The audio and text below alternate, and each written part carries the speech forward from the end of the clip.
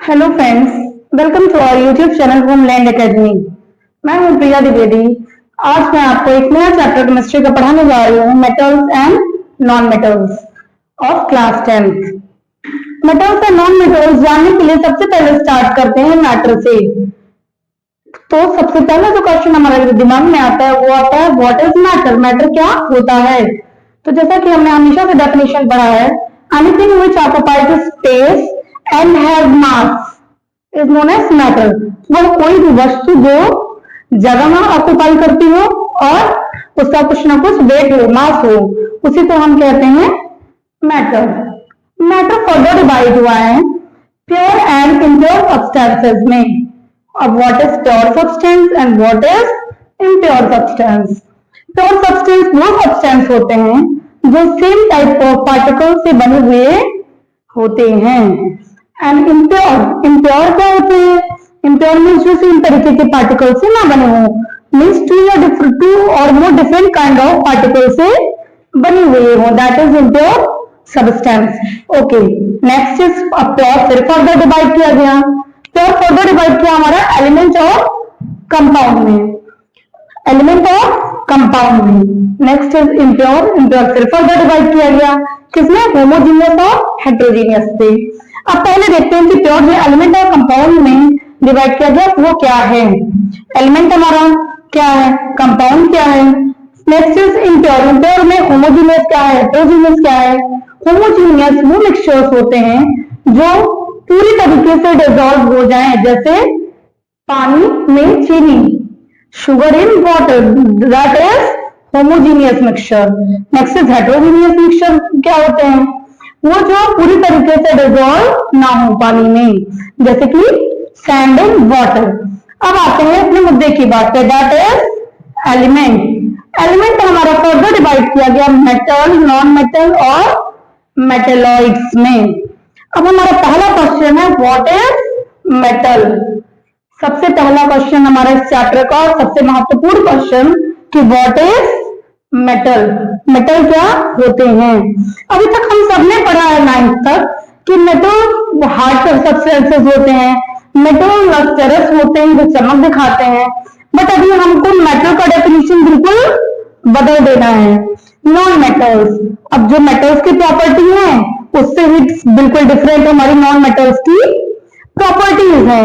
जैसे कि हार्डनेस बिल्कुल नहीं होगा नॉन मेटल में, नॉन मेटल में हार्डनेस बिल्कुल भी नहीं होगा। जैसे हमारा ऑक्सीजन, नाइट्रोजन, ये हमारे नॉन मेटल्स हैं, ये हार्ड तो बिल्कुल नहीं होते हैं। Next is metalloid. मेटलॉइड क्या होता है? 10th चैप्टर में आपके जरूरत नहीं है, बट फिर भी हम जानते हैं जो दोनों की प्रॉपर्टीज शो करें मेटल और नॉन मेटल की, दैट इज मेटलॉइड। अब हम आते हैं अपने मेटल के असली डेफिनेशन पे जो हमें क्लास 10th में जानना सबसे महत्वपूर्ण है। So let's come to the next topic. Okay, अब हम आते हैं मेटल पे, द डेफिनेशन ऑफ मेटल। तो पहले देख लेते हैं मेटल का डेफिनेशन लिखा हुआ क्या है। Metals are substances that have tendency to donate electrons. क्या है इसकी टेंडेंसी?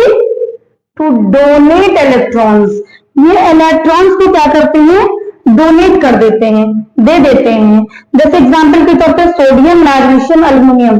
अच्छा, ये इलेक्ट्रॉन्स को देते क्यों हैं? टू रीच इट्स स्टेबिलिटी, अपनी स्टेबिलिटी के लिए। स्टेबिलिटी का कॉन्सेप्ट आपका ऑक्टेट आ गया यहाँ पे, ठीक।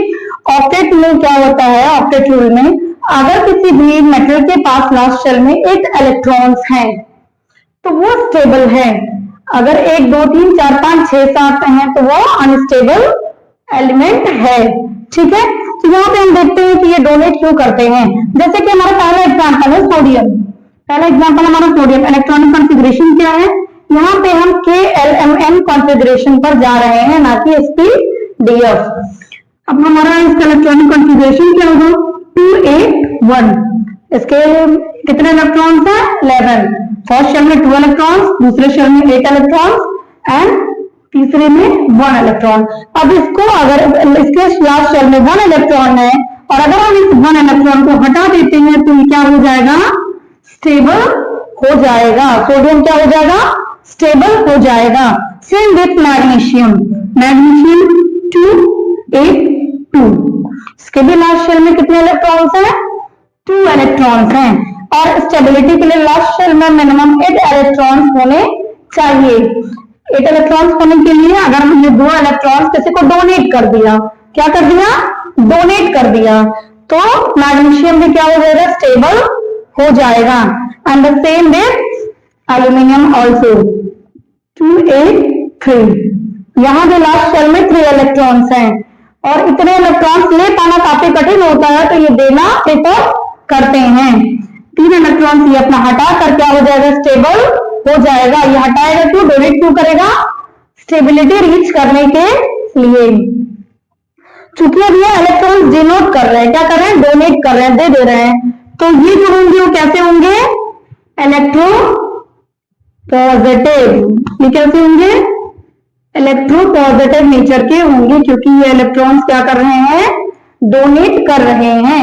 आप सीधे सीधे समझ सकते हैं, जैसे आप किसी को दे रहे हैं कुछ, तो दे रहे हैं तो क्या हो गया, आप बड़े हो रहे हैं, आप पॉजिटिव हो रहे हैं। तो उसी तरह अगर ये अपने लास्ट शेल के इलेक्ट्रॉन दे रहे हैं किसी को स्टेबिलिटी रीच करने के लिए, तो ये कैसे हो जाएंगे, इलेक्ट्रो पॉजिटिव नेचर के हो जाएंगे। Next is non metal. हम आते हैं नॉन मेटल्स पे। Non metals are substances that have tendency to gain और एक्सेप्ट इलेक्ट्रॉन्स। इनकी टेंडेंसी क्या होती है, टू गेन और एक्सेप्ट इलेक्ट्रॉन्स, या तो ये ले लेंगे इलेक्ट्रॉन्स, एक्सेप्ट कर लेंगे, गेन कर लेंगे, ठीक है। तो इसलिए टू रीच देयर स्टेबिलिटी, सारा खेल स्टेबिलिटी का है केमिस्ट्री में, सबको स्टेबल होना है, ठीक है। रियल लाइफ में भी सबको स्टेबल होना है, बट केमिस्ट्री भी सेम कॉन्सेप्ट पे हमारी चलती है कि सारे एलिमेंट्स को क्या होना है, स्टेबल होना है। Very good. अब आते हैं हमारा नॉन मेटल का जो एग्जाम्पल क्या है, nitrogen, oxygen and phosphorus. Nitrogen का इलेक्ट्रॉनिक कॉन्फ़िगरेशन 2 5। अब इसके पास लास्ट शेल में क्या है, 5 इलेक्ट्रॉन्स हैं।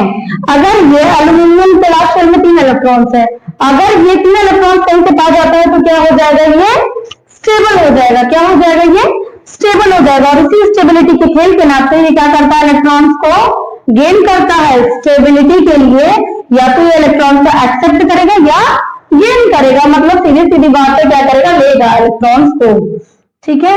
Same with oxygen. ऑक्सीजन के साथ क्या है, 2 6 इलेक्ट्रॉन, तो इसके लास्ट शेल में उसको सिर्फ 2 इलेक्ट्रॉन्स की जरूरत है स्टेबिलिटी पूरा करने के लिए, ठीक है। जैसे कि H2O बनता है, H2O बनता है तो हाइड्रोजन 2, ऑक्सीजन 1, ठीक है। तो 2 हाइड्रोजन कैसे, एग्जाम्पल के तौर पे यहाँ पे हम थोड़ा सा इसको देख लेते हैं। हाइड्रोजन, हाइड्रोजन, ऑक्सीजन, ठीक है। ऑक्सीजन के लास्ट शेल में कितने इलेक्ट्रॉन्स हैं, 6 इलेक्ट्रॉन्स हैं, ठीक है। और हाइड्रोजन के पास कितने इलेक्ट्रॉन्स हैं, एक इलेक्ट्रॉन है। अगर 2 हाइड्रोजन है तो यहाँ पे क्या हो जाएंगे, 2 इलेक्ट्रॉन्स मिलकर क्या हो जाएगा, H2O हमारा स्टेबल कंपाउंड बन जाएगा। उसी प्रकार से हमारा फास्फोरस का एटॉमिक नंबर है 15, इलेक्ट्रॉनिक कॉन्फ़िगरेशन 2 8 5। मतलब कि वो हमारे मेटल और नॉन मेटल के अलग डेफिनेशन पे पहुंच गए। जैसे कि मेटल्स हमारे वो सब्सटेंस होते हैं जो इलेक्ट्रॉन्स को क्या करते हैं, डोनेट करते हैं। क्या करते हैं, डोनेट करते हैं, ठीक है। इसीलिए वो डोनेट करते हैं, इसीलिए वो इलेक्ट्रोपॉजिटिव नेचर के होते हैं। हमारे नॉन मेटल का क्या है, नॉन मेटल का डेफिनेशन है, वो उनकी टेंडेंसी क्या होती है, गेन या एक्सेप्ट करने की, किसको, इलेक्ट्रॉन्स को, ठीक है। उसके एग्जांपल्स आते हैं नाइट्रोजन, ऑक्सीजन को क्या कहते हैं, फास्फोरस, क्लोरीन, ठीक, ये सारे हैं। अच्छा, इनका नेचर कैसा होता है, ये इलेक्ट्रोनेगेटिव नेचर के होते हैं। इनका नेचर कैसा होता है, इलेक्ट्रोनेगेटिव होता है, क्योंकि ये क्या कर रहे हैं, एक्सेप्ट कर रहे हैं इलेक्ट्रॉन्स को, ये एक्सेप्ट कर रहे हैं।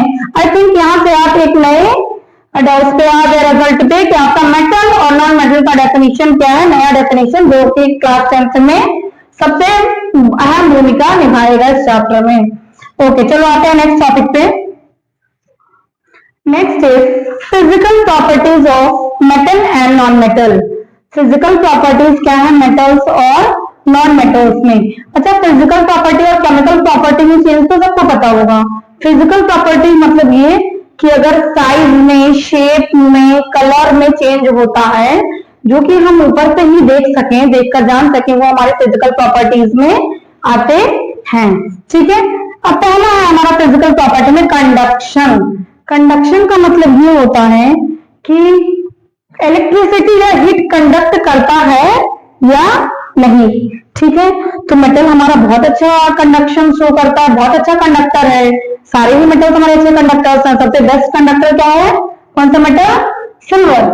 Silver is the best conductor of electricity, पर चूंकि थोड़ा कॉस्टली पड़ता है इसलिए हम यूज क्या करते हैं ज्यादा से ज्यादा, कॉपर। ठीक है, तो मतलब कि बहुत अच्छा कंडक्शन शो करता है, बहुत अच्छा कंडक्शन शो करता है। नॉन मेटल कंडक्शन शो नहीं करते, they are bad conductors of heat and electricity. लेकिन इसमें एक एक्सेप्शन है, वो एक्सेप्शन क्या है, ग्रेफाइट। वो एक्सेप्शन क्या है, ग्रेफाइट। ग्रेफाइट क्या है, कार्बन का एक एलोटोप्स है। क्या है, एक एलोटोप है, किसका, कार्बन का। ये क्यों कंडक्ट करता है, ग्रेफाइट। ग्रेफाइट जो हमारा है वो क्यों इलेक्ट्रिसिटी कंडक्ट करता है, due to its structure, due to its structure. बाकी इसको हम डिटेल में पढ़ेंगे कार्बन एंड इट्स कंपाउंड में। ठीक है, नेक्स्ट हमारा है मैलेबिलिटी। मैलेबिलिटी क्या होता है, वो प्रॉपर्टी जिससे आप किसी भी मेटल को थिन शीट्स में बदल सकते हैं। किसमें यूज कर सकते हैं, थिन शीट्स में। Malleability is the property in which metals are beaten into thin sheets। ठीक, इसमें मेटल्स को आप थिन शीट्स में बदल सकते हैं। एग्जाम्पल के तौर पे हम सब ने एल्यूमिनियम का दरवाजा देखा होगा, एल्यूमिनियम की शीट का दरवाजा देखा होगा। यूजुअली वॉशरूम में या हॉस्टल्स में अक्सर आपको देखने को मिल जाते हैं क्योंकि कॉस्ट फ्रेंडली है। ठीक है, अच्छा, नॉन मेटल्स में क्या है, non metals cannot be beaten into thin sheets. ये बिल्कुल भी मैलेबिलिटी नहीं शो करते हैं।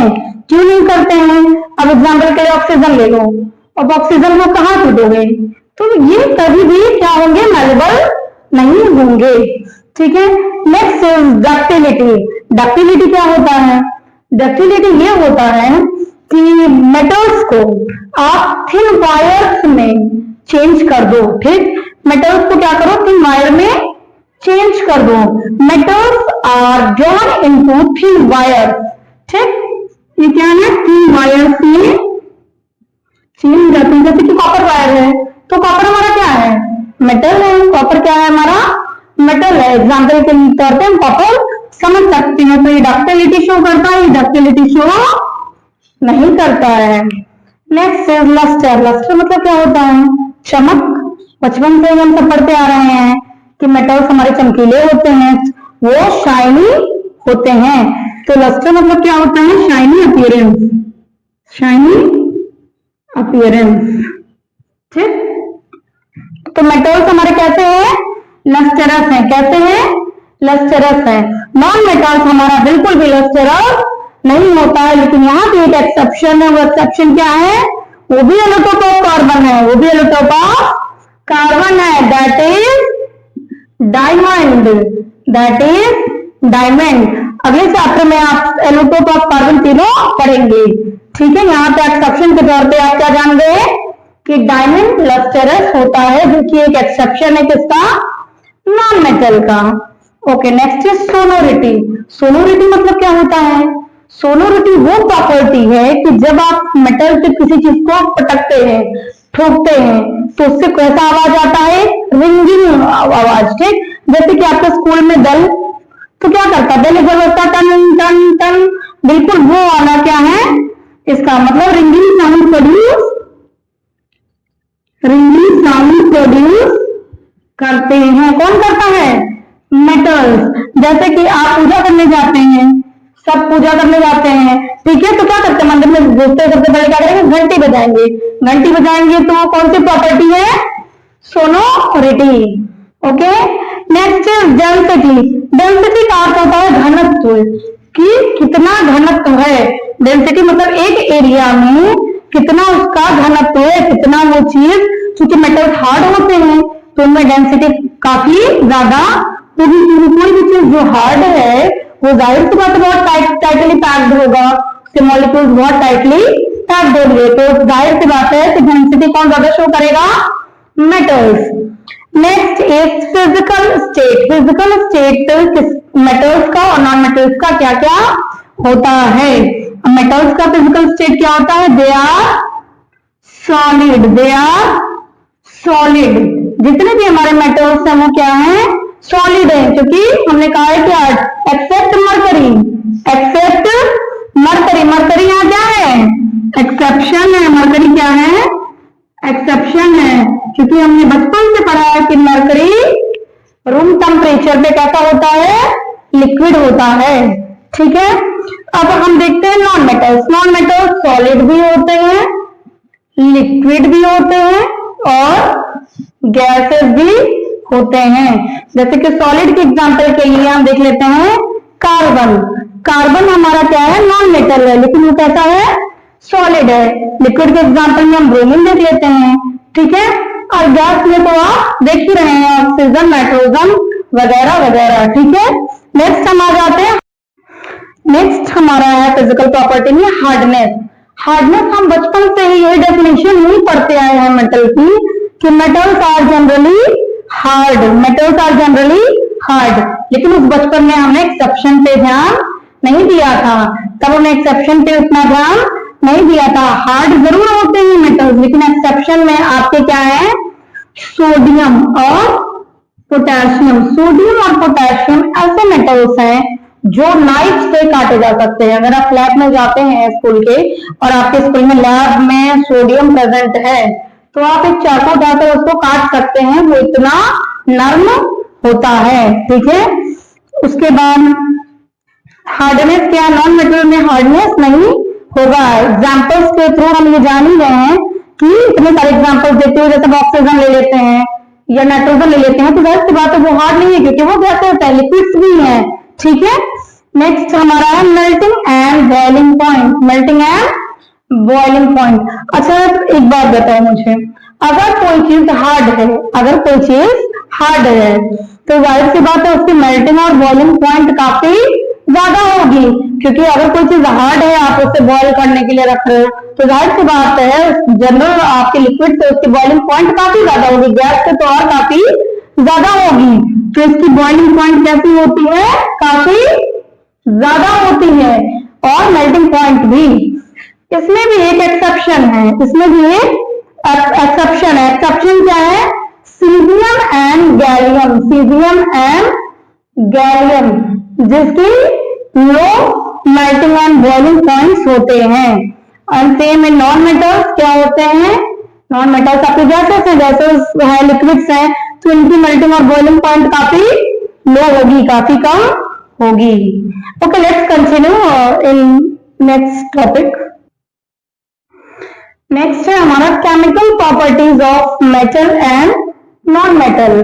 अभी फिजिकल प्रॉपर्टीज तो हम सबको समझ में आ गया, अब नए टॉपिक पे हम जाके जा रहे हैं, क्या है वो, केमिकल प्रॉपर्टी। अब देखते हैं केमिकल प्रॉपर्टी क्या है मेटल और नॉन मेटल के, क्योंकि आगे चल के हम रिएक्शंस पढ़ेंगे, तो उसमें हमें केमिकल प्रॉपर्टीज बहुत अच्छे से पता होनी चाहिए। पहला केमिकल प्रॉपर्टी है वैलेंस इलेक्ट्रॉन्स। वैलेंस इलेक्ट्रॉन्स, क्योंकि जितने भी हमारे मेटल्स हैं, ठीक है, वो क्या करते हैं, क्या शो करते हैं, वो शो करते हैं आयोनिक, वो बनाते हैं आयोनिक कंपाउंड, वो बनाते क्या है, आयोनिक कंपाउंड। तो जितने भी मेटल्स हैं उनके लास्ट शेल में आपको 1, 2 या 3 इलेक्ट्रॉन मिलेंगे। 1, 2 या 3 क्या मिलेंगे, इलेक्ट्रॉन मिलेंगे हमेशा। अगर आप चेक करना चाहें तो आप इसको चेक भी कर सकते हैं। ठीक है, और हमारे जितने भी नॉन मेटल्स हैं उनके लास्ट शेल में क्या मिलेंगे, 4 कौन छोड़ देते हैं, क्योंकि 4 क्या है, एक्सेप्शन है, 4 हमारा एक्सेप्शन है, वो हमारा आयनिक कंपाउंड शो नहीं करेगा बल्कि कोवैलेंट शो करेगा। ये भी आप कार्बन आयनिक कंपाउंड में पढ़ेंगे। तो नॉन मेटल्स के लास्ट शेल में आपको 5, 6 या 7 इलेक्ट्रॉन देखने को मिलेंगे। कितने मिलेंगे, 5, 6 and 7। Okay, very good. Next is second point क्या है, इलेक्ट्रॉन डोनर है या एक्सेप्टर है, इलेक्ट्रॉन डोनर है या एक्सेप्टर है। सीधी बात तो हो गई कि अभी हमने पढ़ा था कि जितने भी मेटल्स हैं वो इलेक्ट्रॉन क्या करते हैं, डोनेट करते हैं। क्या करते हैं इलेक्ट्रॉन? डोनेट करते हैं। और जितने भी हमारे नॉन मेटल्स हैं वो क्या करते हैं इलेक्ट्रॉन? या तो गेन कह सकते हैं या एक्सेप्ट कह सकते हैं। ठीक है, ये गेन करते हैं इलेक्ट्रॉन से, इलेक्ट्रॉन गेन करते हैं, एक्सेप्ट करते हैं। और जितने भी आपके मेटल्स हैं वो क्या करते हैं? डोनेट करते हैं। आते हैं हम धीरे धीरे तीसरी प्रॉपर्टी पे, दैट इज कौन से इलेक्ट्रो पॉजिटिव है, कौन से इलेक्ट्रो निगेटिव है। तो अभी हमने पढ़ा था स्टार्टिंग में जब मेटल का डेफिनेशन पढ़ रहे थे कि जितने भी हमारे मेटल्स हैं वो क्या करते हैं? डोनेट करते हैं। जो डोनेट करता है वो क्या करता है? पॉजिटिव काम कर रहा है, तो उसका चार्ज भी कैसा रहेगा? पॉजिटिव का रहेगा। तो वो कैसे होंगे? इलेक्ट्रो पॉजिटिव होंगे। क्या होंगे? इलेक्ट्रो पॉजिटिव होंगे। और जितने भी हमारे नॉन मेटल्स हैं वो कैसे होंगे? Electro negative. इलेक्ट्रो निगेटिव क्यों? क्योंकि ये क्या कर रहे हैं? इलेक्ट्रॉन्स को एक्सेप्ट कर रहे हैं, गेन कर रहे हैं। नेक्स्ट है हमारा ऑक्साइड। ऑक्साइड टाइप कैसा ऑक्साइड मेटल बनाता है और कैसा नॉन मेटल बनाता है। मेटल जो हमारा ऑक्साइड बनाएगा, मेटल के एग्जांपल में हम जैसे ये क्या है?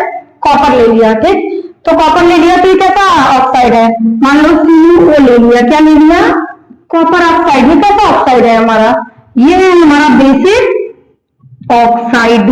Basic oxide.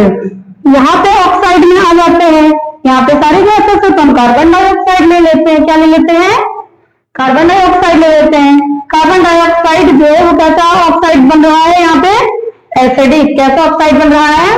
एसिडिक। तो यहाँ से आप कह सकते हैं कि जितने भी मेटल्स हैं वो बेसिक ऑक्साइड्स बनाते हैं, जितने भी नॉन मेटल्स हैं वो एसिडिक ऑक्साइड्स बनाते हैं। Okay, last one is type of ion. Type of ions. Ion दो तरीके के होते हैं, एक होता है कैटायन और दूसरा होता है एनायन। पहला होता है, यहाँ पे हम लोग लिख लेते हैं, आयंस हमारे बेसिकली दो तरीके के होते हैं। पहला कैटायन, दूसरा एनायन। कैटायन हमारा क्या होता है? पॉजिटिव चार्ज आयन होता है। और एनायन क्या होता है? नेगेटिव चार्ज आयन होता है। तो जाहिर सी बात इतना जानते ही आप बहुत अच्छे से बता सकते हैं कि आयंस में मेटल जो है हमारे क्या होंगे? मेटल्स जो हमारे क्या होंगे? पॉजिटिव चार्ज में, तो क्या होंगे? कैटायन होंगे। और नॉन मेटल जितने भी होंगे क्या होंगे? एनायन होंगे। अब आते हैं हम अपने अगले टॉपिक पे जो हम अगले वीडियो में अपने कवर करेंगे। Okay, thank you students. Okay students, फिर मिलते हैं हमारे नेक्स्ट वीडियो में। तब तक के लिए इस वीडियो को आप लाइक करिए, शेयर करिए और सब्सक्राइब करिए चैनल को। और ज्यादा से ज्यादा मात्राओं में आप सब इस वीडियो को देखिए और अपना फीडबैक शेयर करिए कमेंट्स के द्वारा।